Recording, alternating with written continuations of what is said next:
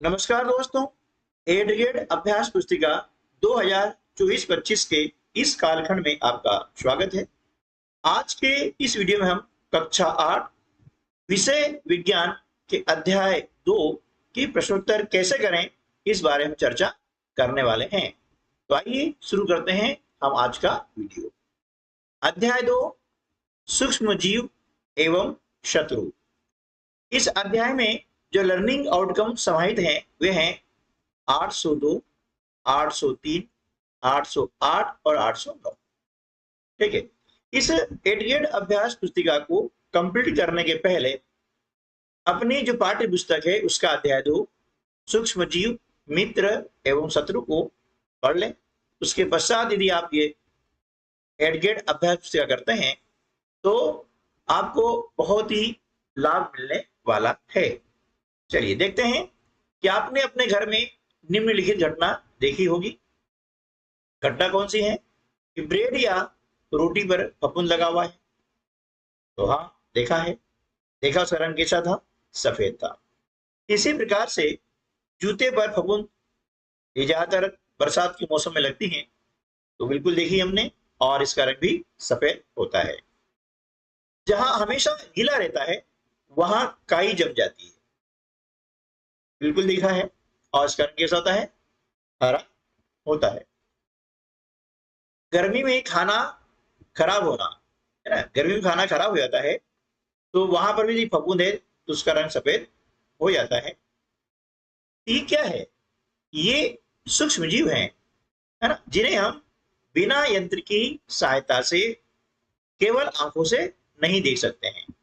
इन्हें देखने के लिए सूक्ष्मदर्शी जैसे यंत्र का प्रयोग करना पड़ता है।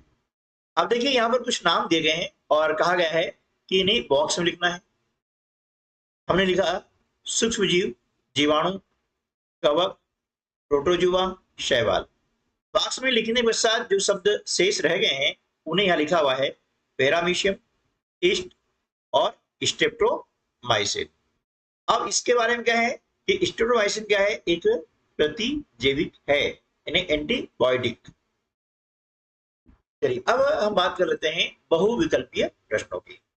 इसके अंतर्गत जो सही विकल्प है उसके आगे हमें इस प्रकार से सही का निशान लगाना है। पहला प्रश्न है, आपने अपनी मां को गर्म यानी गुनगुने दूध में थोड़ा सा दही मिलाते हुए देखा होगा, जिससे दूध का दही में परिवर्तन हो जाता है। इसका कारण क्या है? 4 विकल्प दिए हैं। ए, सूक्ष्म जीवों का श्वसन। बी, सूक्ष्म जीवों में जनन। सी, सूक्ष्म जीवों में पाचन। डी, सूक्ष्म जीवों में परिवहन। तो देखिए, जब गुनगुना दूध होता है और उसमें थोड़ा दही मिलाते हैं, है ना, तो वह दूध क्या होता है? दही में परिवर्तन हो जाता है। इसका कारण यह है कि इसमें सूक्ष्म जीवों में क्या होता है? जनन होता है, सूक्ष्म जीवों की मात्रा बढ़ जाती है। दूसरा है, बूझों को डॉक्टर ने खून की जांच कर मलेरिया से ग्रसित बताया, जिसका कारण क्या है? A, bacteria. B, cockroach. C, मादा एनाफ्लीज मच्छर। डी, एडिस मच्छर। तो देखिए, डॉक्टर ने खून की जांच की और खून की जांच करने पर बताया गया है कि वह मलेरिया से ग्रसित है।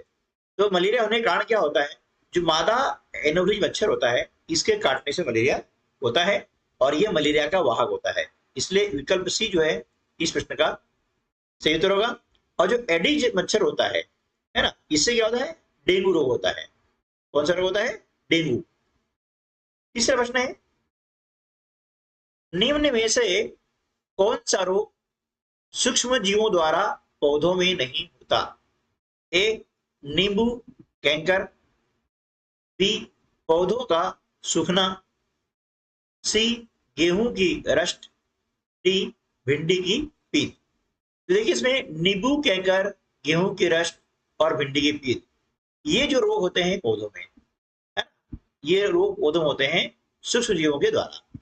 लेकिन पौधों का सूखना जो है ये सूक्ष्म जीवों के द्वारा नहीं होता है। इसलिए विकल्प जो बी है इस प्रश्न का सही उत्तर होगा। ये वीडियो जो एनएमएस परीक्षा तैयारी कर रहे हैं उनके लिए भी बहुत ही महत्वपूर्ण है, क्योंकि इस टाइप के प्रश्न उस परीक्षा में पूछे जाते हैं। चौथा प्रश्न है, आपने बाजार से ब्रेड लाकर उसे खुले तथा नम स्थान पर रख दी, तो कुछ समय बाद उस पर काली संरचनाएं दिखने लगेगी, इसका कारण क्या है? ए जीवाणु, बी विषाणु, सी कवक, डी प्रोटोजुआ। इसका कारण क्या है? कवक। अगला प्रश्न है, नाइट्रोजन चक्र के दौरान वायुमंडल में नाइट्रोजन की मात्रा क्या होती है? ए घट जाती है, बी बढ़ जाती है, सी स्थिर रहती है, डी कभी कम तो कभी बढ़ जाती है।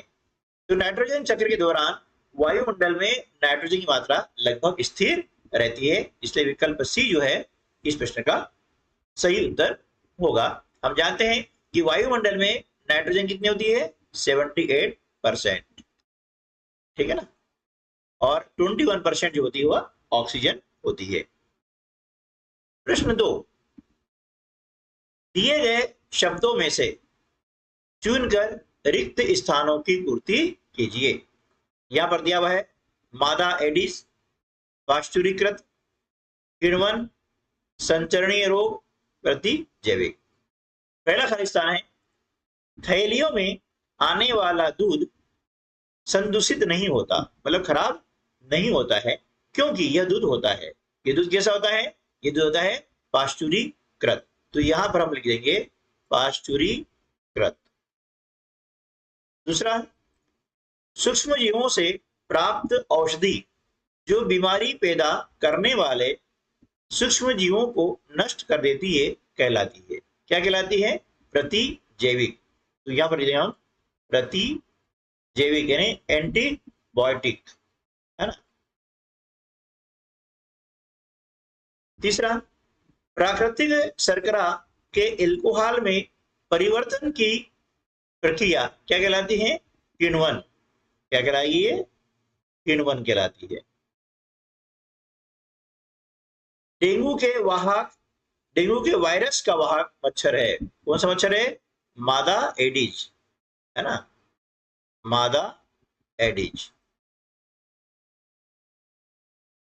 अगला है, सूक्ष्म जीवों द्वारा होने वाले ऐसे रोग जो एक संक्रमित व्यक्ति से स्वस्थ व्यक्ति में वायु, जल, भोजन अथवा कई संपर्क द्वारा फैलते हैं कहलाते हैं संचरणीय रोग। क्या कहलाते हैं? संचरणीय रोग, या इन्हें हम संक्रामक रोग भी कहते हैं। कौन से रोग कहते हैं? संक्रामक रोग या संचरणीय रोग। लघु उत्तरी प्रश्न के अंतर्गत प्रश्न आ रहा है, हमें छींकते अथवा खांसते समय अपने मुंह एवं नाक पर रुमाल क्यों रखना चाहिए? क्यों रखना चाहिए? क्योंकि जब कोई व्यक्ति छींकता है तो सूक्ष्म बूंदों के साथ रोगकारक वायरस भी वायु में आ जाते हैं, जो श्वास के साथ ली जाने वाली वायु के साथ दूसरे स्वस्थ व्यक्ति के शरीर में प्रवेश कर जाते हैं। इसलिए छींकते समय या खांसते समय मुंह पर रुमाल रखना चाहिए। अगला प्रश्न है, बूझो का जन्मदिन 12 मई को था, जिस अवसर पर मां ने छोले भटूरे बनाए, जिसे वे रात में फ्रिज में रखना भूल गई। ठीक है, बूझो ने उसे दूसरे दिन दोबारा खा लिया, जिससे बूझो को उल्टी होने लगी। अस्पताल ले जाने पर डॉक्टर ने बताया कि यह खाद्य विषाक्तन के कारण है। खाद्य विषाक्तन मतलब फूड पॉइजनिंग। बताइए भोजन विषाक्तन कैसे हो गया? उत्तर है, सूक्ष्म जीवों द्वारा संदूषित भोजन करने से भोजन विषाक्त हो गया। प्रश्न 5, निम्नलिखित रोगों में से जीवाणु यानी बैक्टीरिया तथा विषाणु यानी वायरस द्वारा होने वाले रोगों को छांटिए। यहां पर कुछ रोगों के नाम दिए गए हैं, जैसे हैजा, क्षय रोग, खसरा, पोलियो, टाइफाइड, हेपेटाइटिस ए। अब इसमें से जीवाणु द्वारा होने वाले रोग हैं हैजा, क्षय रोग, टाइफाइड। और विषाणु द्वारा होने वाले रोग क्या हैं? खसरा, पोलियो, हेपेटाइटिस ए। अब यहाँ पर एक चित्र दिया गया है और पूछा गया है कि चित्र में दिए गए सूक्ष्मजीव का नाम क्या है? इसका नाम है अमीबा। यह सूक्ष्मजीव किस वर्ग में आता है? यह आता है प्रोटोजोआ वर्ग में आता है। और इस वर्ग द्वारा होने वाले किसी रोग का नाम लिखिए, तो आ जाएगा मलेरिया। प्रश्न 7, पाश्चुरीकृत दूध को बिना उबाले ही इस्तेमाल कर सकते हैं, लेकिन अपाश्चुरीकृत दूध को इस्तेमाल करने के लिए उबालना आवश्यक है। क्यों? क्योंकि अपाश्चुरीकृत दूध में सूक्ष्मजीव होते हैं जिन्हें दूध उबालने से नष्ट किया जाता है ना। यानी इसमें जो रोगाणु होते हैं, है ना, क्या होते हैं? रोगाणु होते हैं, उन्हें उबालने से नष्ट किया जाता है। इसलिए अपाश्चुरीकृत दूध को इस्तेमाल करने के लिए उबालना आवश्यक होता है। प्रश्न 8, बूझो अपने बीमार मित्र को देखने उसके घर गया। उसने देखा कि उसके घर के बाहर गड्ढों में पानी भरा हुआ है। उसके घर के कूलर में भी पानी भरा हुआ है। उसमें मच्छर पनप रहे हैं। अब बताइए, पहला प्रश्न है, बूझो का मित्र कौन कौन सी बीमारी से ग्रसित हो सकता है? उत्तर आ जाएगा, बूझो का मित्र मलेरिया अथवा डेंगू नामक बीमारी से ग्रसित हो सकता है। ये दोनों ही बीमारियां क्या होती है? मच्छर के द्वारा होती है। दूसरा प्रश्न है, उसके बीमार होने का मुख्य कारण क्या हो सकता है? तो उसके बीमार होने का मुख्य कारण मादा एनोफिलिस एवं मादा एडिस मच्छर हो सकता है, क्योंकि ये दो मच्छर होते हैं जिनके काटने से बीमारी होती है।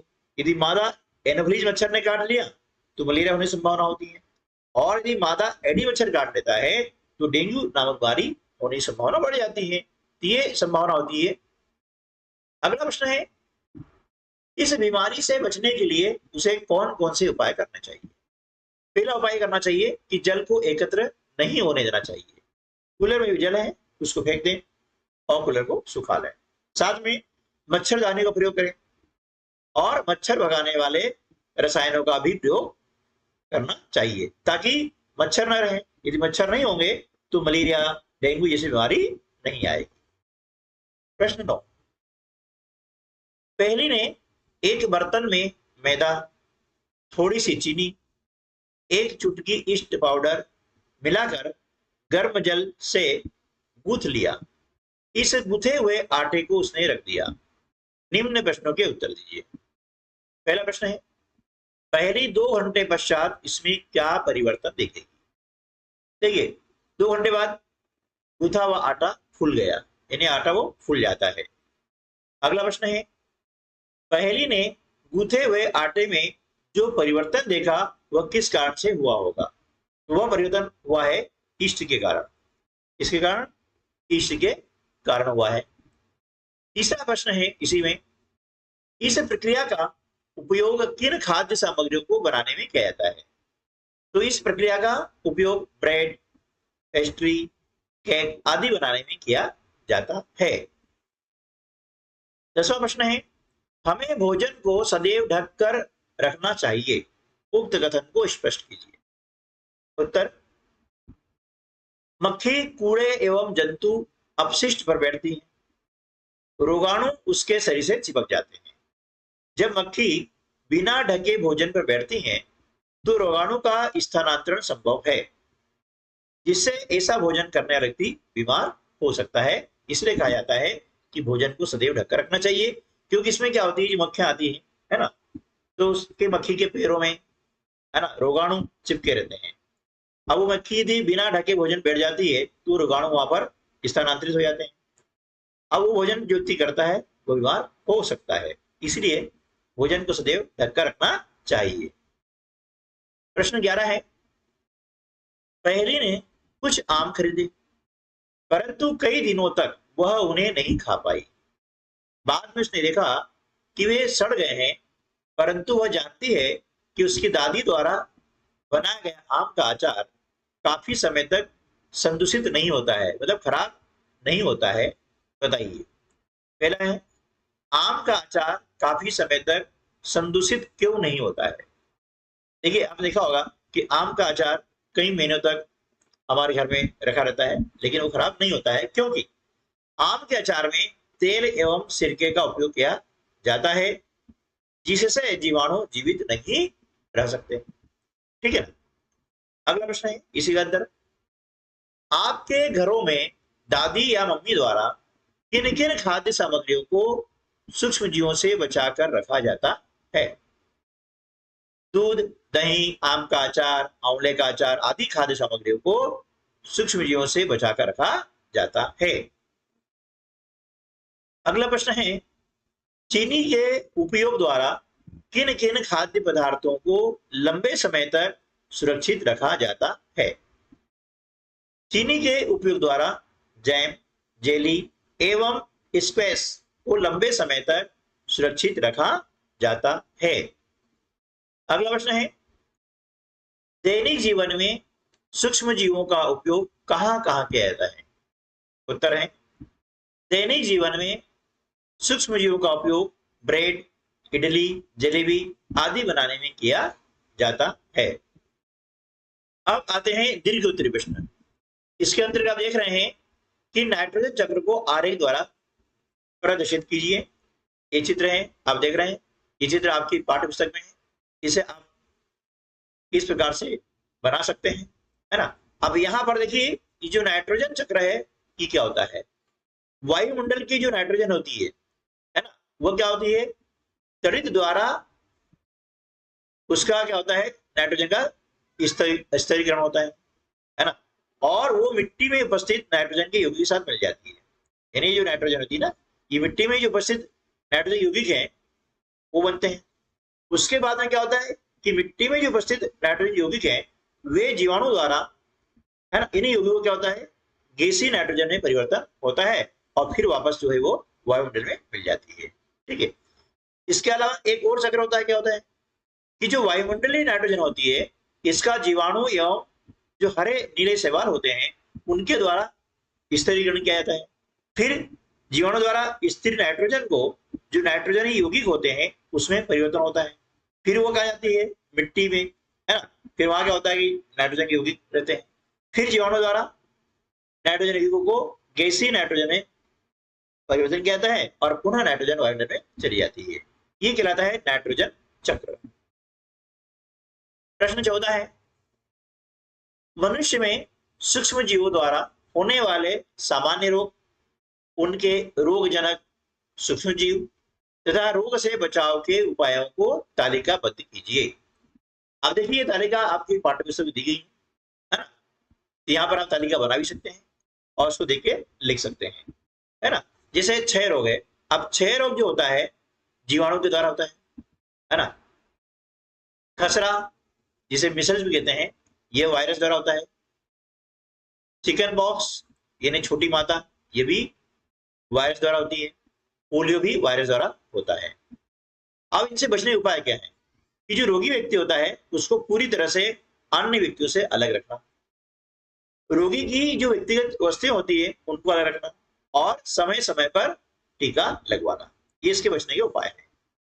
अब देखिए, हैजा जो रोग होता है ये होता है जीवाणु के द्वारा होता है, ठीक है ना। ये जल या भोजन के द्वारा इसका फैलाव होता है।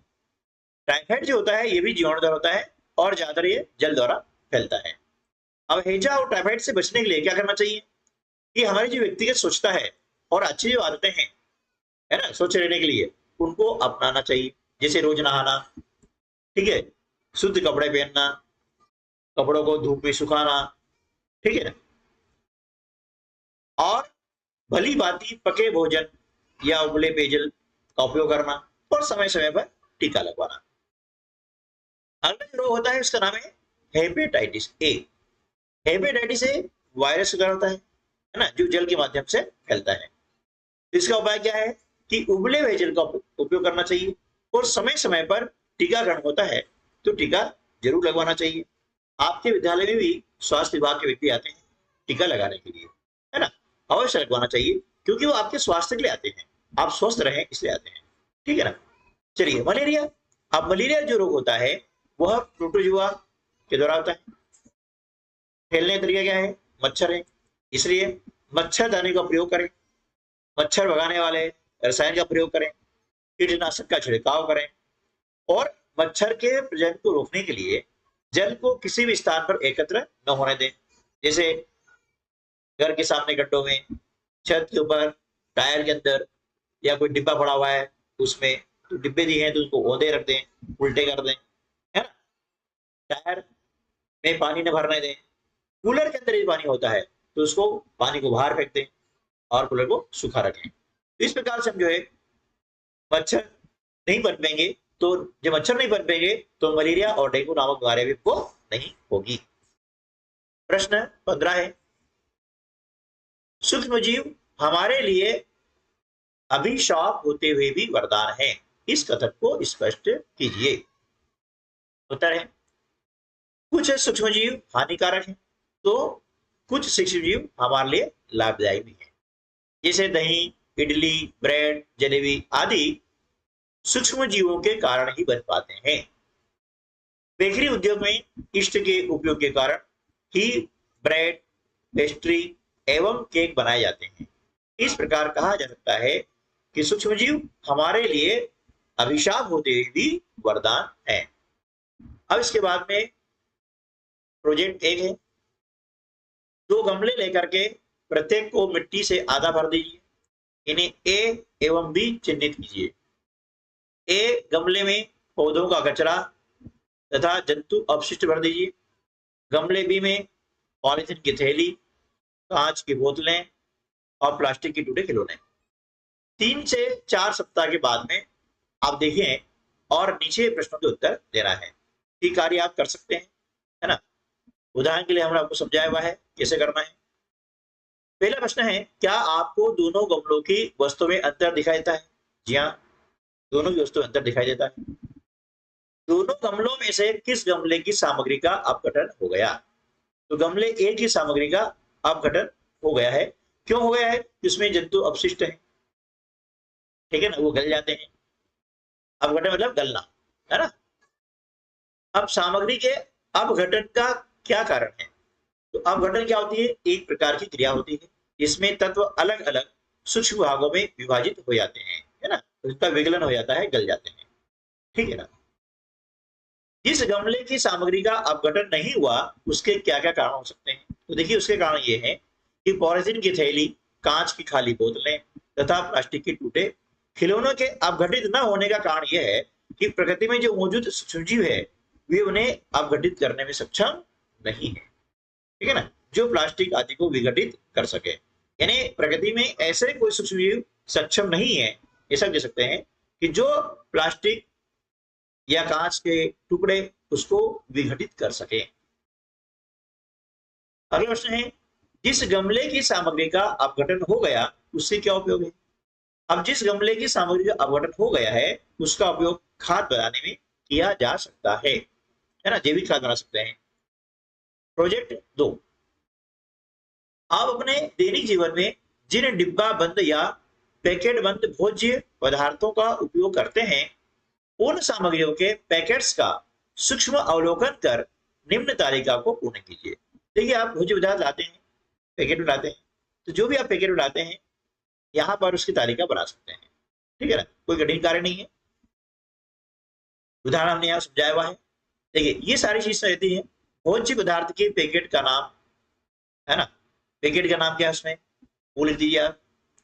उसके बाद में पैकेट के निर्माण का दिनांक क्या है ना, ठीक है, यह दिनांक उसमें लिखा रहेगा।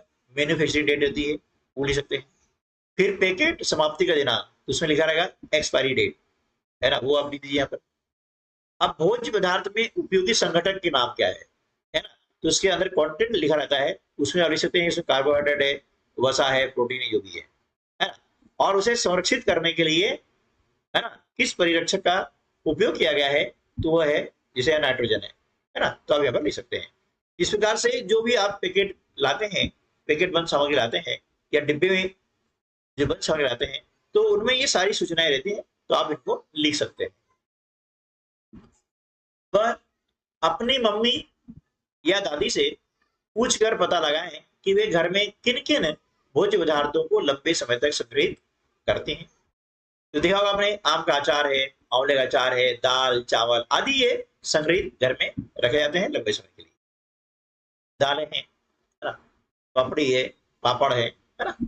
चलिए आगे प्रश्न है, इन भोज्य पदार्थों को संग्रहित, है ना, पदार्थों को संग्रहित करने के लिए वे कौन कौन से तरीके अपनाती है। अब देखिए अचार में क्या होता है कि पर्याप्त मात्रा में तेल एवं सिरके का उपयोग करके, दाल चावल आदि में लौंग का उपयोग करके संग्रहित किया जाता है ना। अनाज जैसे होता है उसमें नीम की पत्तियां तोड़ के सूखी पत्तियां रखी जाती है ना। ऐसे जो घरेलू उपाय किए जाते हैं। भोज्य सामग्री के अलावा भी घर में कोई ऐसी वस्तुएं हैं जिनको सुरक्षित रखने के लिए कोई उपाय किए जाते हैं। तो जी अब ये आलू होता है, आलू प्याज लहसुन चिप्स पापड़ आदि, इनको भी सुरक्षित रखा जाता है। दोस्तों तो इस प्रकार से ये आज का हमारे जो प्रोजेक्ट 1 और 2 के साथ इस पाठ के जो प्रश्न थे तो हमने हल करने का प्रयास किया है। उम्मीद है कि हमारा प्रयास आपको अच्छा लगा होगा। वीडियो अच्छा लगा है तो लाइक करना ना भूलिएगा, अपने अन्य साथियों को शेयर कर दीजिएगा, और यदि चैनल को अभी तक आपने सब्सक्राइब नहीं किया है तो चैनल को सब्सक्राइब भी कर लीजिएगा, ताकि ऐसे ही जब वीडियो में अपलोड करूं तो उसका नोटिफिकेशन सबसे पहले आप तक पहुंचे। लाइक करने का, सब्सक्राइब करने का और शेयर करने का कोई भी पैसा नहीं लगता है, ये बिल्कुल निःशुल्क व्यवस्था है। मिलते हैं अगले वीडियो में, तब तक के लिए नमस्कार, जय हिंद।